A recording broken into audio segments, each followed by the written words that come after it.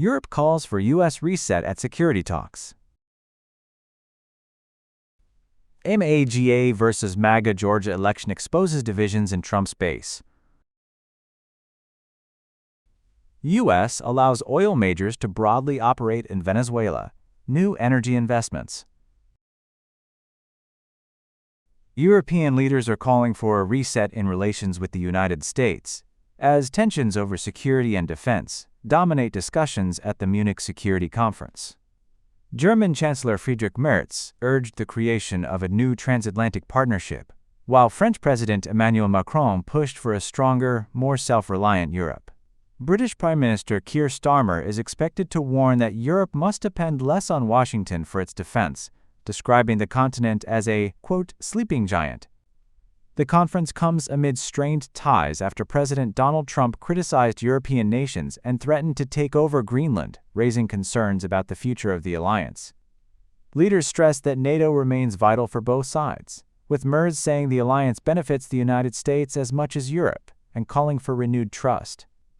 Russia's war in Ukraine remains a top priority, with European nations discussing higher defense spending and continued military support for Kyiv amid fears Moscow could expand its aggression. Ukrainian President Volodymyr Zelensky also emphasized the need for a stronger, independent European defense industry, even while maintaining close cooperation with the United States. Despite tensions, officials say dialogue continues. U.S. Secretary of State Marco Rubio met European and Chinese counterparts on the sidelines, as leaders work to balance cooperation with growing global rivalry. President Donald Trump's endorsement in a special congressional race in Georgia has failed to clear the Republican field, with more than a dozen candidates still competing in what is shaping up to be a major test of his influence over the MAGA movement. Trump backed former District Attorney Clay Fuller as the frontrunner to replace Representative Marjorie Taylor Greene, who resigned after a public split with the president.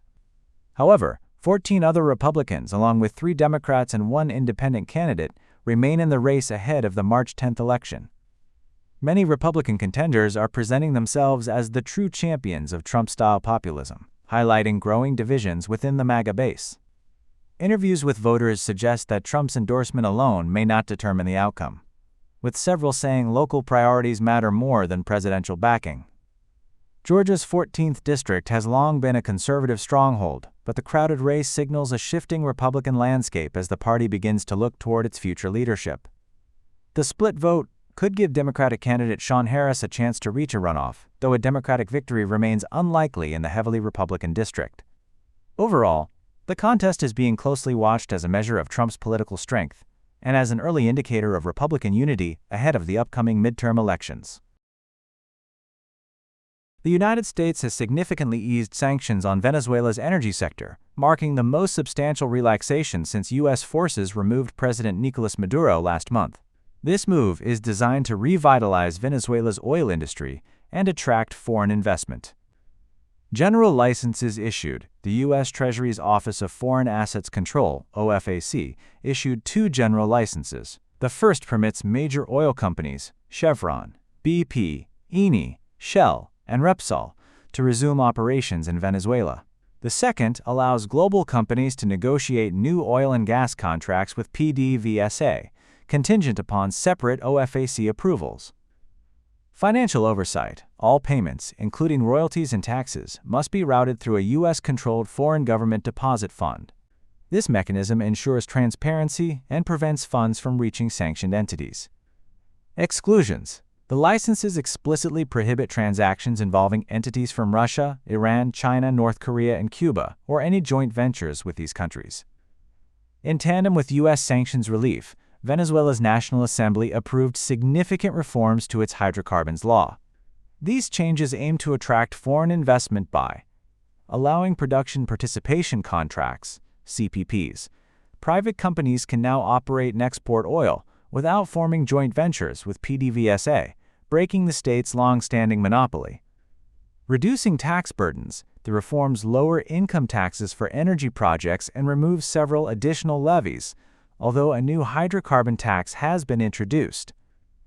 Enhancing legal protections. The law permits conventional arbitration for contractual disputes, providing greater legal certainty for investors.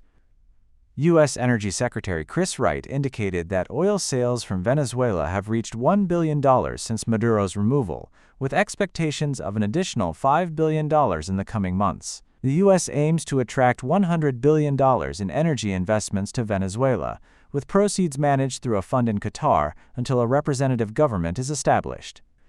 While Chevron has welcomed the new licenses, other companies like ExxonMobil remain cautious. ExxonMobil CEO Darren Woods described Venezuela as uninvestable, but acknowledged ongoing discussions with the Venezuelan government. These developments signal a significant shift in U.S.-Venezuela relations, potentially opening avenues for economic recovery and increased global energy cooperation. The U.S. has significantly eased sanctions on Venezuela's energy sector, marking the most substantial relaxation since the removal of President Nicolas Maduro last month. This move aims to revitalize Venezuela's oil industry and attract foreign investment.